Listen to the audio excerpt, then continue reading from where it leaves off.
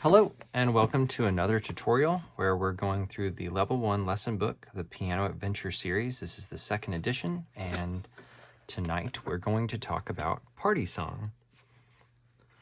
If you are on this piece, then congratulations, you've learned about sharps and flats, and this is one of your first pieces where you get to use them in a little bigger piece before we had Super Secret Agent.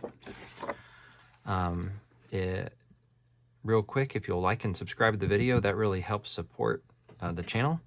And here we go. Let me go ahead and play through the piece, and then we'll break it down a little bit.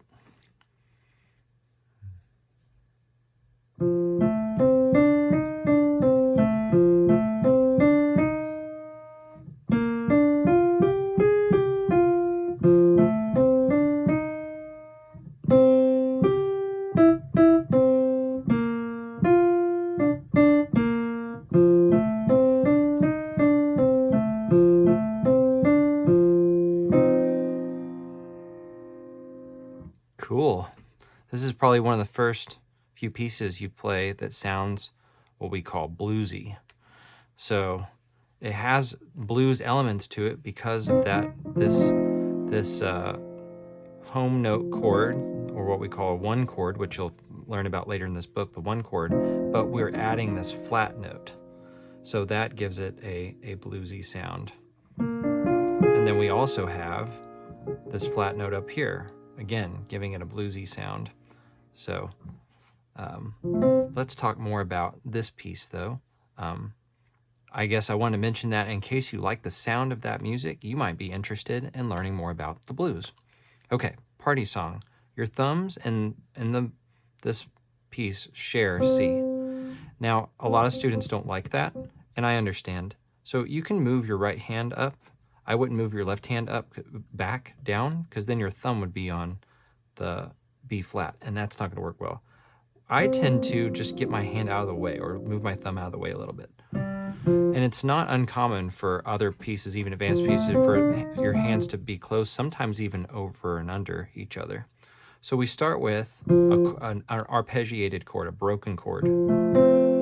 F, skip up to A, skip up to C, then you're going to step up to D, step up to E flat, and then you go right back the way you came. D, C, A, and F. So remember that shape. I like to have my students do what I call blocking, where you play everything at once. So you're ready to play a group of notes rather than just one note at a time. So play that group, and now we're going to play the whole first line. Up the group, down the group, and up the group. Hold, 2, 3, rest. Now measure 5. Your second finger in your left hand's ready to play B flat. Skip up to D. Skip up to F. Go ahead and play G, and then you've got one more note. I'm holding these so you can see where I'm at. You should play them one at a time. Take your left hand, cross over, and play this A flat. This is good practice for other pieces where it's critical for you to cross, even though for this you could have some more fancy finger work. I would suggest you do what they say and cross your left hand over, and it's fun to do. So we go up, E flat, D, F, G, A flat with your left hand. I like the second finger choice that they have. Step down to G, step down to F, and now the first 4 notes we played at the beginning, play them again. You saw my hand do this. I was kind of tempted to try this finger position. Again, a fine alternate fingering for the piece if you want. You'll just have to move later to the B flat. So we just did these notes again. Now we're on measure 9.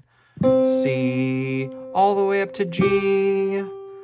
And then we're going to come down to E with our third finger 2 times, and now to C. So I was skipping. Those are all skipping notes.